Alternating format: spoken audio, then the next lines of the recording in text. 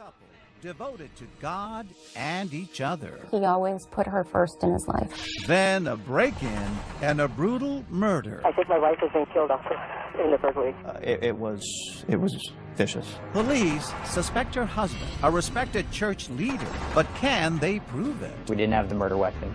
We didn't have any forensic evidence. Was the wrong man facing jail? I didn't do anything. What happened to the preacher's wife? Plus, a loving husband and young father vanishes into thin Nicholas air. Francisco is missing. If you can't find him, these kids don't have a daddy then. His disappearance reveals secrets almost too troubling to be true. How did I not see this stuff? Love and lies. Welcome to 2020 on ID. I'm John Quinones. We all know that marriage can be filled with ups and downs. Still, no one expects their union to shatter the way it did for the couples you're about to meet. First, Kelly Jarka, a family man and a devoted Jehovah's Witness. But when his wife ends up dead, the evidence points to him. Is it a rush to judgment? As Jim Avila first reported in 2009, nothing in this story of the preacher and his wife is quite as it seems.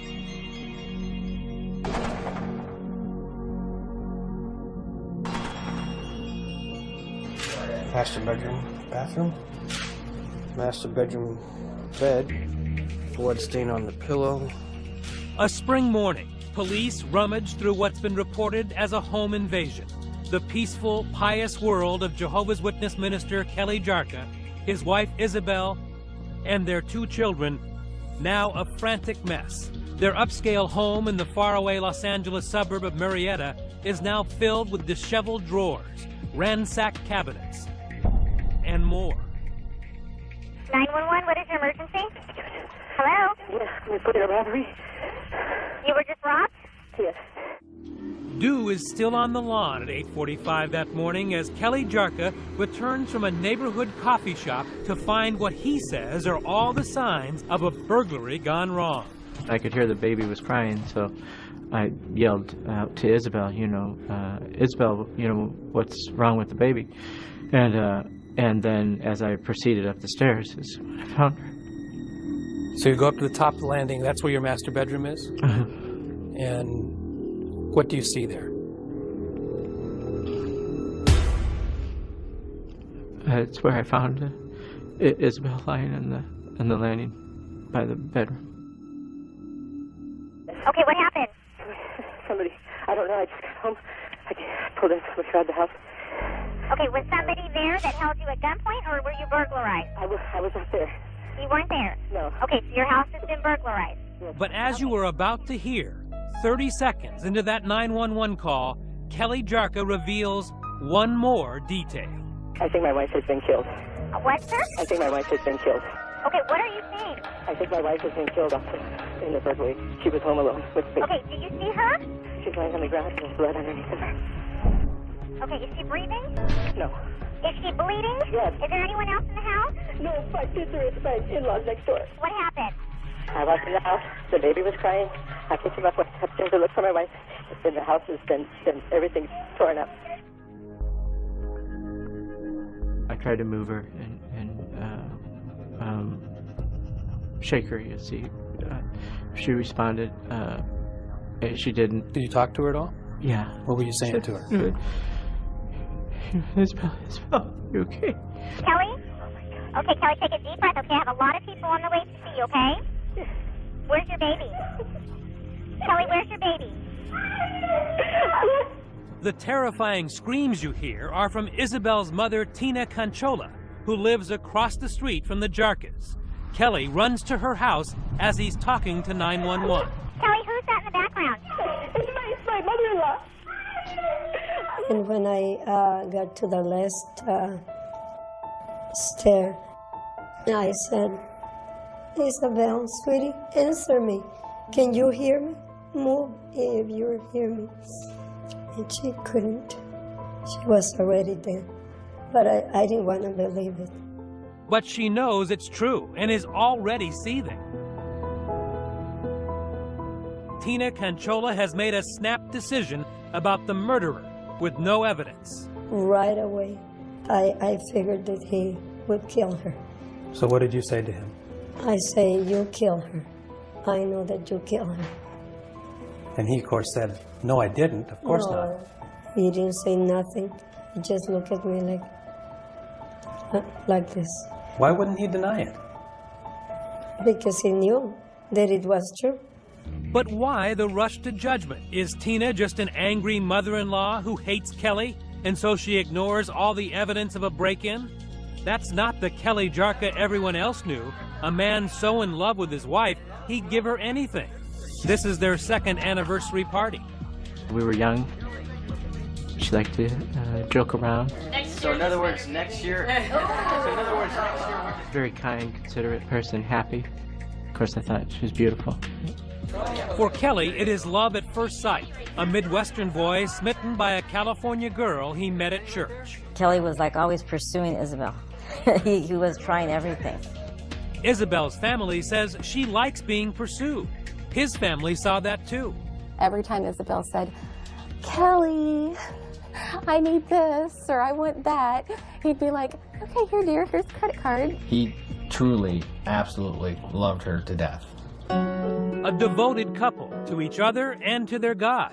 Jehovah's Witnesses. The 40-year-old Isabelle, a stay-at-home mom who loved to shop and spent the rest of her time preaching door to door. Proud that her husband was made an elder in their congregation. We are very dedicated to God.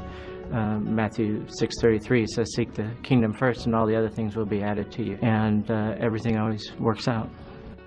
And things are working out. Nearly 20 years of marriage. The Jarka family lives well on Kelly's salary as a contractor.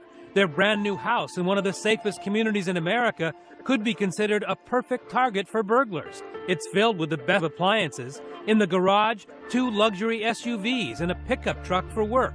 And in a nearby marina, a 36-foot powerboat for weekends. Until, on that spring morning, Kelly walks in on tragedy. It's obvious her head was on the pillow, that she had to have been asleep when this happened. It's a vicious killing. Crime scene photos show what looks to lead detective Danny Martin like a crime of passion. Isabelle Jarka was bludgeoned to death with 11 blows to the face and head. Overkill. It doesn't look like she was able to defend herself from the initial blow. And then it looks like she tried to crawl away from the assault, and she was repeatedly being struck in the head with a blunt force object. Police are already thinking the mother-in-law may be right. Their suspicion, too, turns to Isabelle's husband, Kelly Jarka. He's not crying. He's not emotional in any way. He seemed very cold and just emotionless. When we return, the cold husband on the hot seat. Why would you want your wife dead? But behind closed doors, a secret emerges. What kind of calculated malignant mind is able to come up with this many unique ways to kill somebody? Stay with us.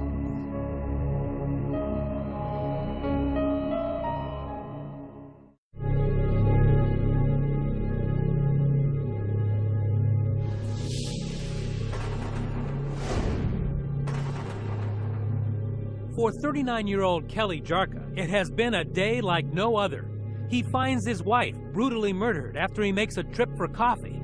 I think my wife has been killed. Calls 911 and is immediately accused of murder by his mother-in-law, and then rushed off to the police station where the cops let him sit so they can watch his body language. He's in the interview room 45 minutes after finding his wife, brutally beaten, and there's no emotion, kind of just looking at the text messages, moving his arms. I want to see, is his posture closed? Is he trying to hide something? Did you get a feeling he was trying to help you? No, I had a feeling that he was trying to limit his exposure. So when you're sitting there, why are you acting that way? I was in shock. I was concerned about what had happened, and I didn't know what to think. Now, the prosecution and even the police believe your affect was a demonstration of your guilt. Why is that not true? Because I'm not guilty of it, of course, number one. And I think our emotional state changes, especially under a dire circumstance, under a shocking event. I didn't do anything. When I came home, Listen to me. Why would you want your wife dead? I don't. Detective Phil Gomez is not buying it, and within an hour of this 10-hour session, he tries to provoke Jarka into confessing. I think maybe you have something to do with this, and the evidence tells the truth. You know, the evidence on the body, the evidence in the house, the evidence, the hairs, the skin, things like that. Problem is, detectives at the scene are coming up empty. All that evidence Detective Gomez is threatening is nowhere to be found. And Assistant District Attorney Burke Strunsky knows he has little to work with. This was a completely circumstantial case. We didn't have the murder weapon. We didn't have an eyewitness. We didn't have any forensic evidence that directly tied Mr. Jarka to the actual murder itself. But while, as the detective says, evidence doesn't lie, the lack of it can be artfully framed by a prosecutor. She is gushing blood from her head, and yet he doesn't have a drop of blood on him. You believe that the fact that there was no blood on him was actually indication of guilt. Why does that not speak to innocence? Here, the blood was confined to the area of the killing itself, which means somebody prepared for the killing in some ways, had something to put the murder weapon in after committing the murder so that it wouldn't drip blood to other areas. So in court, Prosecutor Strunsky concentrates on what he does have, lots of incriminating circumstantial evidence, beginning with what he considers his best witness, Kelly Jarka, in the interrogation room. So, please tell me what you remember. Got up this morning, started getting, calls from work, and I went to get formula and Starbucks. This part of Kelly Jarka's account of how the murder morning began can be documented. Police quickly get the surveillance tapes at both the Long's Drugs, where he bought baby formula, and then moments later, he's at the Starbucks buying himself a coffee and his wife a latte. But phone records subpoenaed by detectives show he did not spend the early morning on the telephone, as he told Detective Gomez. The DA's chief investigator, Rodney Bishop, went over the printouts. He didn't make phone calls? No, he did not. I personally spoke to every single person that tried to get a hold of him that morning, and these people did not speak with him, didn't get a hold of him, and thought that was odd. So contrary to what he was telling you, not only was not on the phone, he wasn't answering the phone. He was not taking the phone calls, no. Next, the detectives go after the story of how Kelly says he first noticed signs of a break-in. And the door inside the house I saw was open. Open house?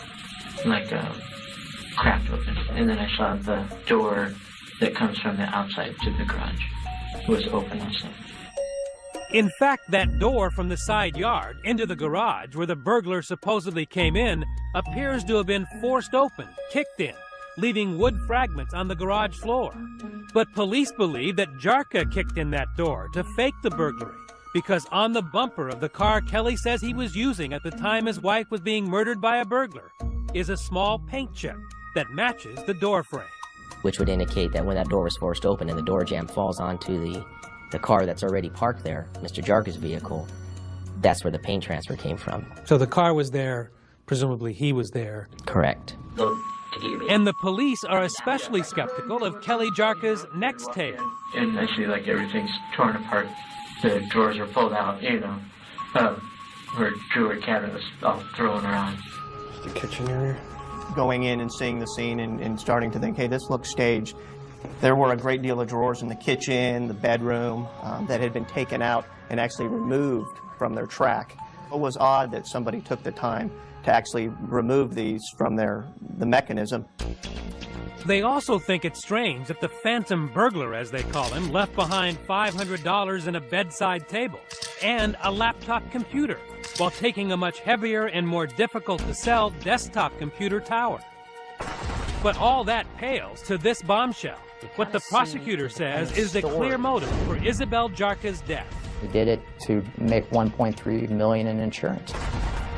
3 weeks before Isabelle was murdered, Kelly Jarka arranged for 3 new insurance policies on the wife he had never insured before. He is vague about them during his interrogation. I don't even know who the policy is. We had a friend who got sick like a year or something ago, and so she wanted me to get life insurance and everything. But that's recently. It's probably not even in effect yet. I don't know.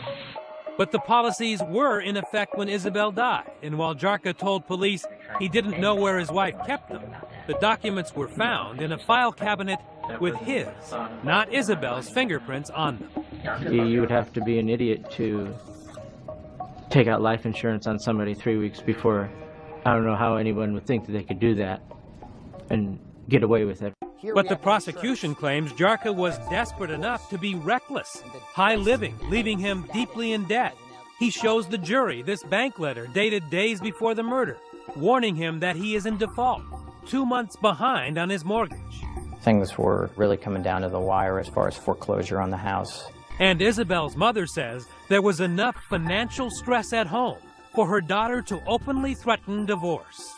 Mom, if I go, me and my kids to your house to live with you guys, do you agree for me to stay there? And I say, of course.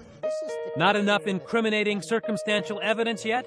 Here's another smoking gun. One of those laptops left behind is jammed with suspicious entries. Those searches give you a glimpse into the mind of a psychopath. The thought process that goes into even thinking about how many ways that he could kill his wife shows a demented resolve and planning to end Isabelle's life. Among the shocking Google searches, poisons that cause instant death, how long to medically suffocate, how to drug overdose, can you suffocate from a pillow, cyanide and suicide, can a BB gun kill you, how long does it take to suffocate, the best way to die, and how long to wait to remarry. Chilling. I mean, what kind of calculated malignant mind is able to come up with this many unique ways to kill somebody? Even Jarka's own public defender, Aaron Kirkpatrick, was shocked by what was found on Kelly's computer. It's very harmful. When I saw the computer searches at first, I was very concerned. But just the computer searches alone is not enough evidence. Kelly Jarka spent a year in jail waiting for trial, and then never took the stand to defend himself or proclaim his innocence. But he does sit down with 2020, and when we return, the fallen minister's first interview as we confront him with the evidence. Why would she be asking these questions? Stay with us.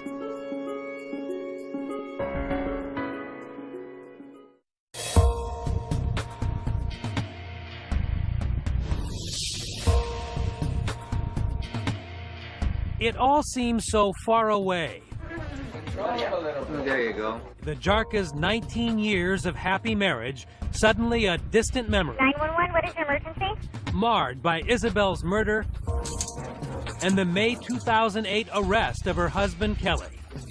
A nightmare that began with the early morning discovery of her body, as Kelly Jarka told police just an hour later. I ran over there and it's, and I couldn't move her. Did you end up rolling her over? No. What did you notice about her head? Just that it was all the blood. Did you think she was dead? Yeah, I thought she was shot or something happened to her. Is this a guilty man talking? How do you forget that you had to step over your wife's body, get your baby, come back with your baby, and then step over your wife's body again? Right. He left all that part out. The detectives say they are struck by his lack of emotion and odd behavior.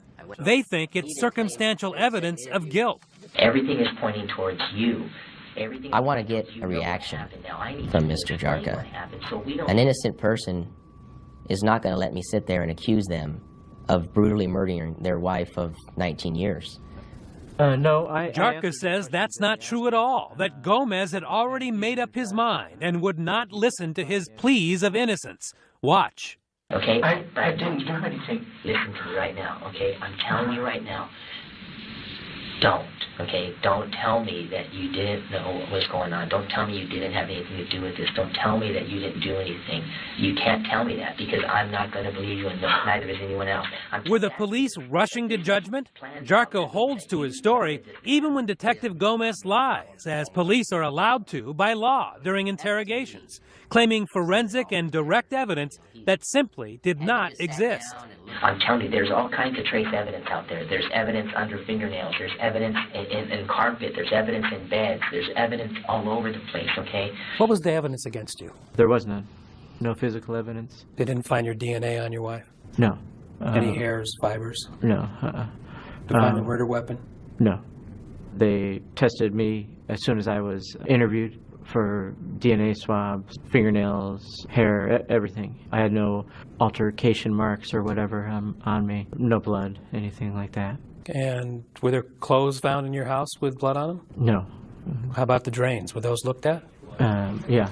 Did they find any blood? Nothing. How about any bleach that might have been used to destroy the blood? Nothing. So there's no physical evidence that you either were covered with blood or tried to get rid of the blood in your house? Correct, as well as in our vehicles. But what about all that damning circumstantial evidence? Kelly Jarka says the prosecution exaggerated his financial troubles, and in fact, a careful read of Jarka's record shows he was not in any danger of imminent foreclosure. Defense attorney Aaron Kirkpatrick. And then he'd make a payment, might get a little behind, but not dire. So was it fair to tell the jury that he was desperate and was being foreclosed upon? Absolutely not, because there's no evidence of it. Despite what his mother-in-law says, Kelly Jarka denies any serious marital trouble. And in fact, Isabelle had never asked her church or a lawyer about divorce. Police were never called to the house for domestic violence. We never discussed divorce. We just had a 6-month-old baby. We were happy. But what possible explanation could he have for those sinister computer entries about death, remarriage, and insurance payouts? First, he says the computer had no password on it and claims his wife made those horrific searches. Who was asking these questions then? I would have to say Isabelle. You know this woman pretty well. Mm-hmm. Why would she be asking these questions? We did co-sleeping with our baby. She was concerned for his safety as far as suffocation, things like that. Wanted to remarry after death. She had a friend who lost her husband in death. But there's a lot here about how to kill someone. There were also searches at that exact same time for things that only Isabelle would search for. Beading, how to make necklaces, stores like Claire's, I think is one of them.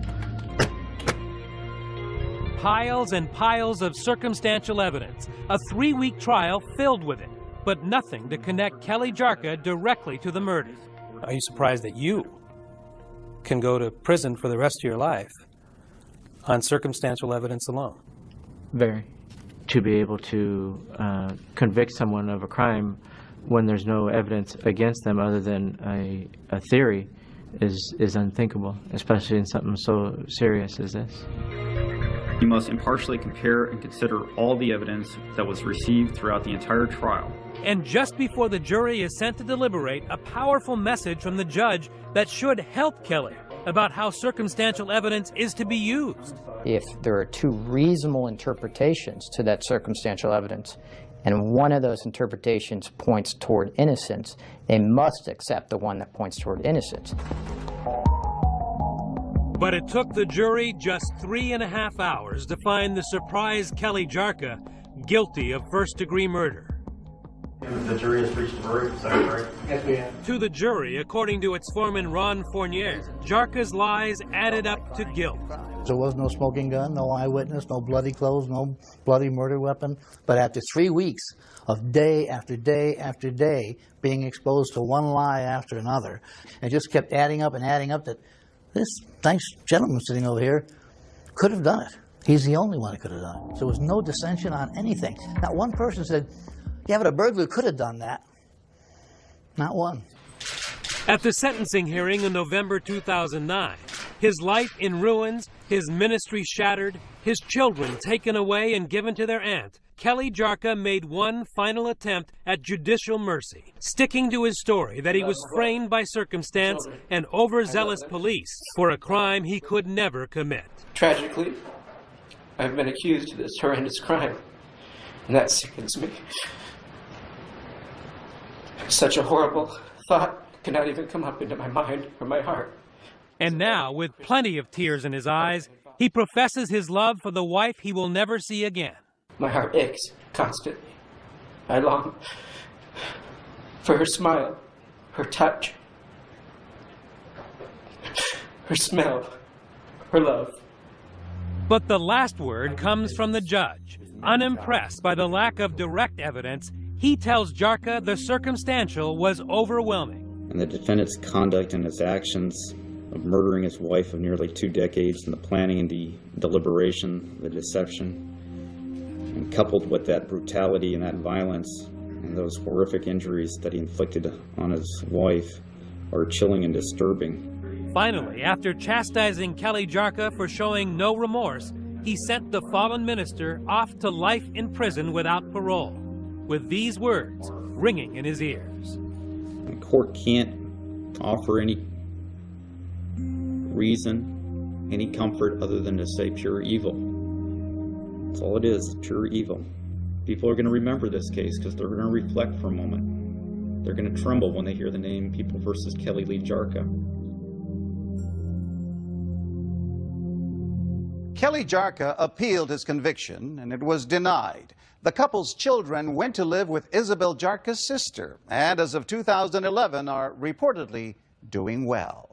Up next, a husband and a father who suddenly disappears. The search is on for a SeaTac father. Dozens join the search for a missing man as new clues. And he leaves behind a trail of secrets. There's a bit of a dark side to him, troubled. Stay with us.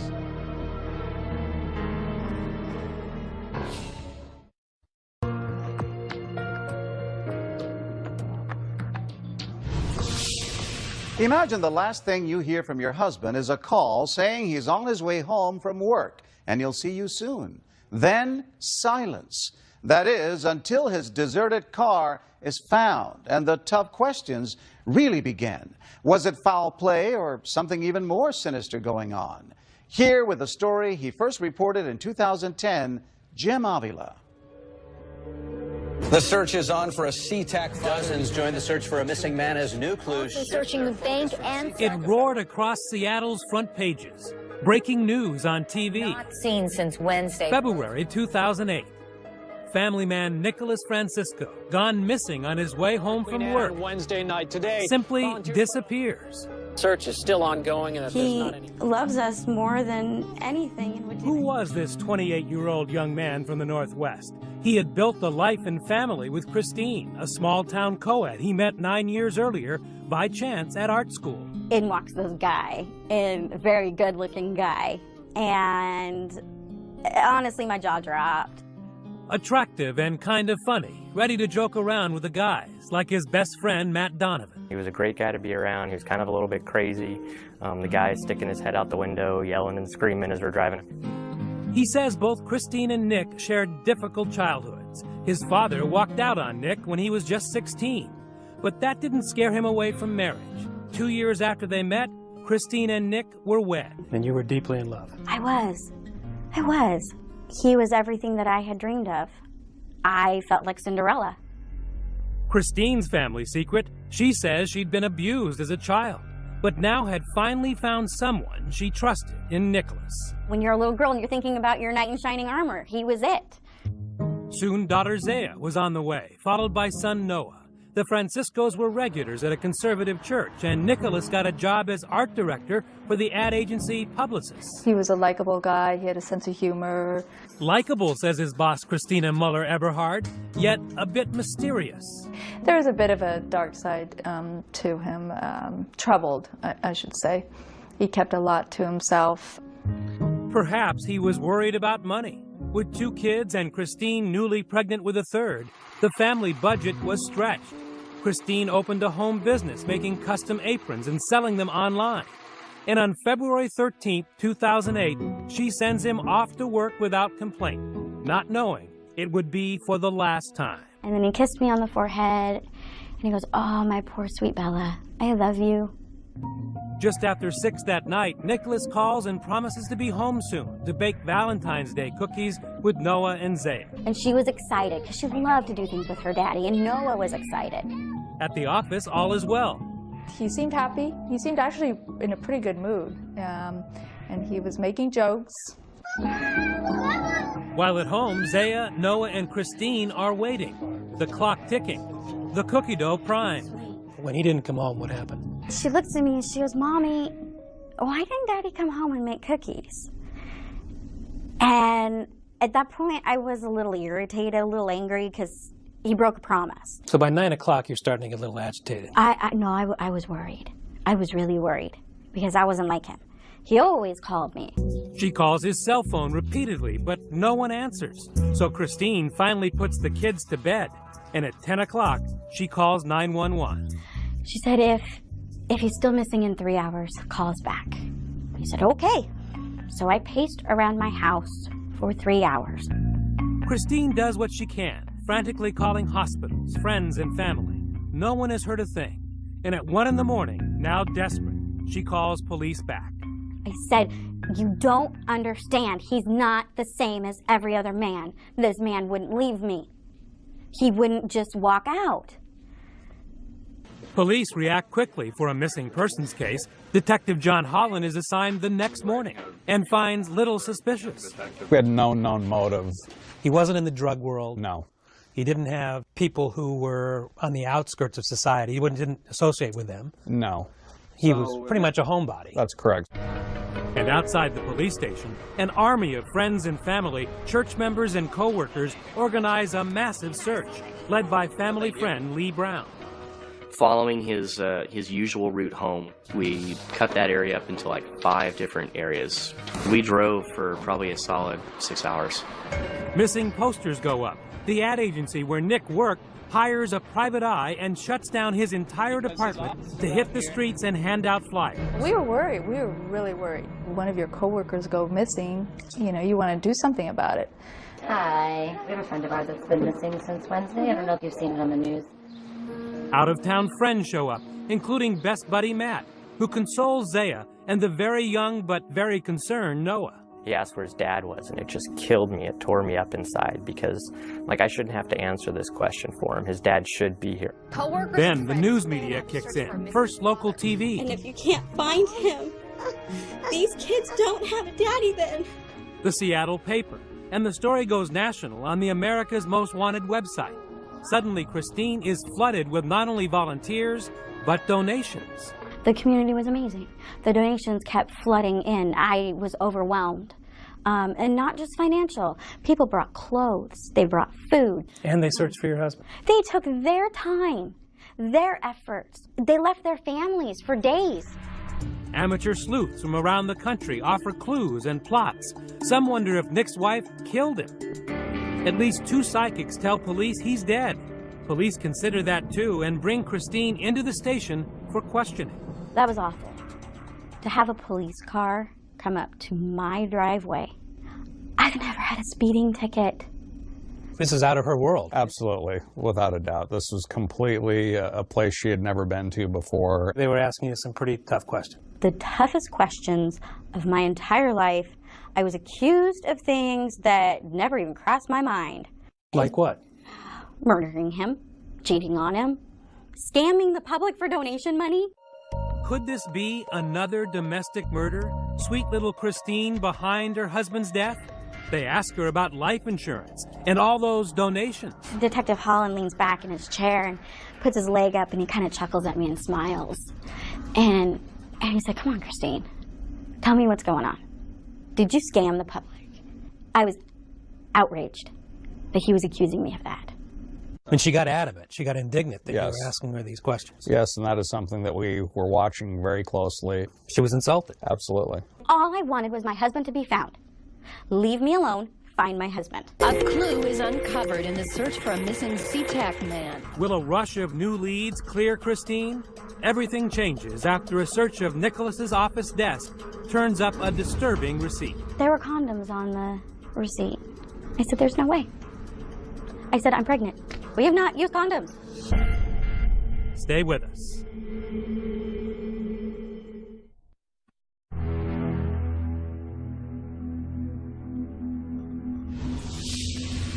Where is a 28-year-old devoted father of 2? Hello, everybody. There has been a big break in the search for a missing SeaTac father. Nicholas Francisco's red Toyota had just been found, 6 days after he disappeared on his way home from work.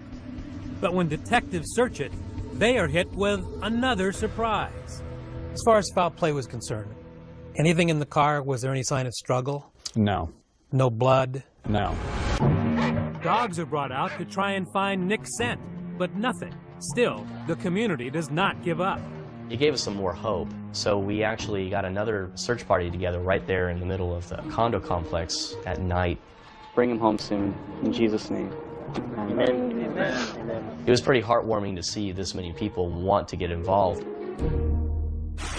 Christine, thank you for being with us. Absolutely. Christine takes to the airwaves, trying her best to keep the search fresh. According to my research, your husband has no history whatsoever of disappearing. You're right. He wouldn't do this. Even if he was 15 minutes late in traffic, he would call me. But not this time. This time, Nick is gone. Detective Holland checks every dead body that turns up in the area and tries for days to get Nicholas's cell phone records, but can't get permission from the court. In the words of one of the judges, it's not against the law to become a missing person. If you had a murder scene, you would have been able to get the cell phone records right away. That would have had to been a day. But police are much luckier at Nicholas's job site. Here, they are allowed to search his office, and what they find changes everything for the detectives and even more for Christine. They said, well, we found a receipt on his desk.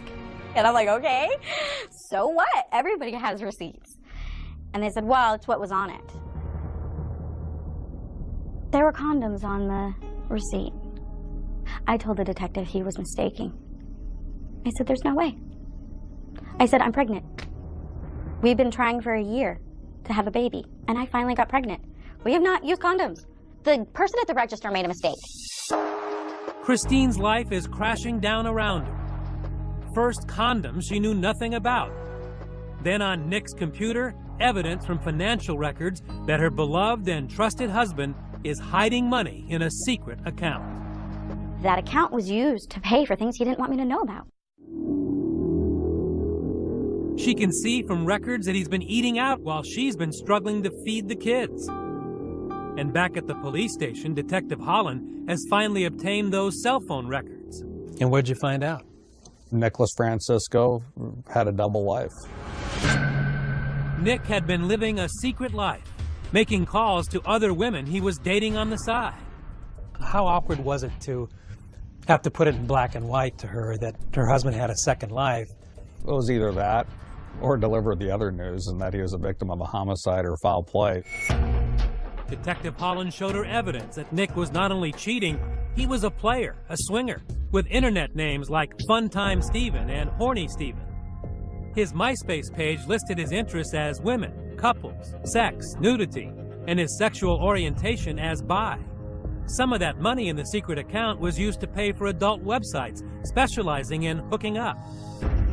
He was soliciting sex. He put pictures of himself out. When I saw those pictures, I felt so sick. It was too much. It was just too much. Clues lead police and Christine to an anything-goes sex club in Seattle, salaciously called The Wet Spot, as well as a local bar where he met swingers at their weekly parties. I feel like an idiot. How did I not see this stuff? So there were red flags when you look back. When I would call him on his cell phone when he was supposed to be working late, there would be loud noise in the background. I'd say, well, what's that? Because I'm like, it sounds like you're at a bar. No, I'm in the kitchen and, somebody's doing dishes. And stupid me believed him. Now the evidence was too hard to deny. Police had cleared Christine of any notion of foul play, but she was torn between, okay, he's alive, and I wish he was dead. I'm being asked to choose between two bad situations. And yeah, the one that would hurt the least would be that he was dead, because that means that he didn't actually choose to leave me and my children, that he didn't actually choose to walk away. Christine soon files for divorce, making Nick an official deadbeat dad. She gives birth to their third child, a baby son. Police kept looking. They made Nick the king of spades on a missing persons card deck, but the case loses momentum. Until Christine gets a phone call that nearly floors her. A state bureaucrat wants her to know she has a child support check waiting for her. And I said, are you kidding me? who's the check from? And I said, I need to know if this came from my ex-husband, because I need to know if he's alive or not. And she told me, she said, it says that it's from Nicholas Stephen Francisco. Nick, hiding away for about a year now under an assumed name, finally made a mistake. He opened a bank account in faraway Los Angeles, and Washington State's computers flagged it and confiscated his money. Nick was not pleased and even had the gall to try and get the money back before closing the account and disappearing again. I would have expected him to have the character to at least man up and be, hey, this isn't going to work, but I'm still going to support my kids. Not Nick. He doesn't even want to see pictures of his kids when we track him down outside his new home in Los Angeles. I'll show you a couple pictures maybe you want to see of your kids. Tell us why you would, it's near almost Father's Day, why you wouldn't want to see them or abandon them. Can you tell us at all about what happened? Why'd you leave? We tried to ask how he could tear his family apart like this, but he wasn't in the mood to share his secrets. This from a man whose own father left his family when Nicholas was 16. He yawned. Are you serious? I'm serious. That hurts that we meant nothing to him. I think that's the only way he can deal with what he's done. If he engages at all, the weight of the whole situation hits him. And so he completely pushes it all away so that he doesn't have to feel any of it. Nicholas Francisco won't speak for himself now, although one Seattle reporter did manage to ask him if he felt guilty about wasting everybody's time, energy, and sympathy. His answer, no, they did it for selfish reasons. It doesn't surprise me. It's what people do. They want to feel good about themselves that they're doing something. Not exactly what those friends and co-workers who spent their nights and weekends searching for what they now label a deadbeat wanted to hear. I think we were all pretty pissed off, to be honest. It's like, wow, you're gotta be kidding. You just feel like you've been played for a fool, and now he's going to get away with it. Ex-wife Christine lost their house to foreclosure. She's remarried and now lives with the kids squeezed into a basement apartment, while forced as a co-borrower to pay Nicholas's student loans on her own. He hasn't given her another cent, leaving her to explain the unexplainable to her 3 children. She still remembers Daddy. Oh, yeah. We remember the good memories, and we cry together about the good memories. And then she always asks at the very end, why did Daddy leave? My answer is the same, because he decided he didn't want to be a daddy or husband anymore. As of 2011, Nick Francisco remains estranged from his family. Christina Carter says she has not received any further child support payments. Meanwhile, authorities maintain they do not have the time or the resources to pursue Francisco. I'm John Quinones. Join us next time for another edition of 2020 on ID.